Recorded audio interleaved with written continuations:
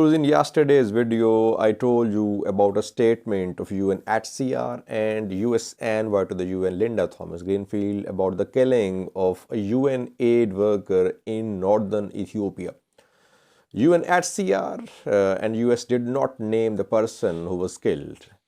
Where was he killed? How was he killed? There was no mention of these things in the statement, but we have now some information available for you. Some sources are sharing the identity of the killed UN aid worker, and they say he was killed in a drone strike. Secondly, yesterday was a bloody day in Sudan protests. Reportedly, 4 protesters have been shot dead, several injured. Offices of at least 3 news channels have also been raided by Sudanese security officials. Their offices have been raided or their crews have been arrested by Sudanese security officials. And lastly, viewers, in a previous video we told you about fighting in Abala and killings of some Tigrayans in Abala town of Afar, which is on Afar-Tigray border. Now, Tigray government has issued an official statement about what happened in Abala. Tigray government is accusing Eritrea and Afar regional government about what happened in Abala. Tigray government has shared some numbers in terms of the killed and displaced and arrested in Abala town of Tigray. We'll have a look at this statement. Firstly, viewers, yesterday UNHCR released a statement. After that, Linda Thomas-Greenfield, US envoy to the UN, also spoke. Both statements were about the killing of a UN staff member somewhere in northern Ethiopia. The statements did not mention the name of the person. Who was killed?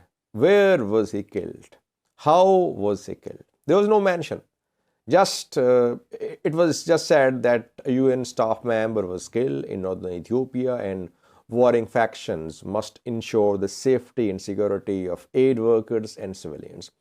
Now we have some information available for you. Reportedly, name of the person who was killed is Hiluf Michael. Hiluf Michael is the name of the person. He was UNHCR's staff member, United Nations High Commissioner for Refugees. He was a staff member of UNHCR. He worked at Mekelle office.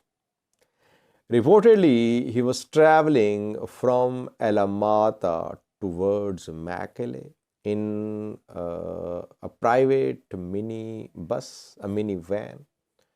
And the minivan was hit by a drone strike. He was traveling with his daughter, it is being told to us. He was killed in the drone strike on minivan.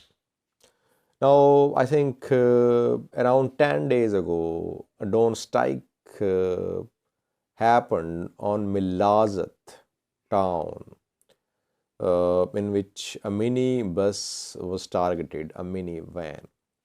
Was he killed in that attack or some other drone strike? We don't know. But most sources are claiming that he was killed in a drone strike. He was traveling in a private vehicle, transport vehicle, and the vehicle was targeted by drone. So, why is that the UN is not clarifying about the circumstances of Hiluf Michael's death? If he has been killed in a drone strike, the UN or the US should make it clear. And Tigray will definitely take up this matter, because Tigray has been claiming that civilians are being killed in drone strikes.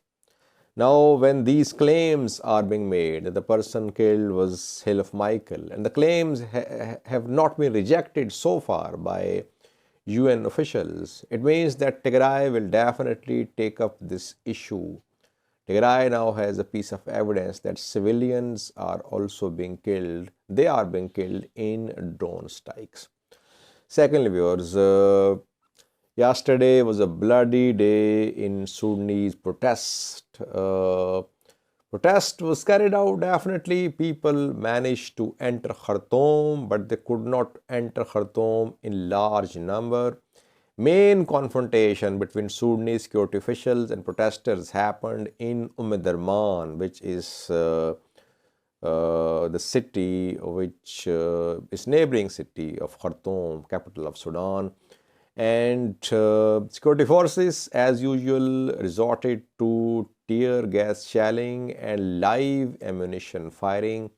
At least 4 protesters were killed in yesterday's protests and scores of injured too. Offices and crew members of at least 3 news channels were attacked yesterday during these protests by Sudanese security forces, viewers. These news channels are Al Hadath, Al Arabiya, Al Sharq.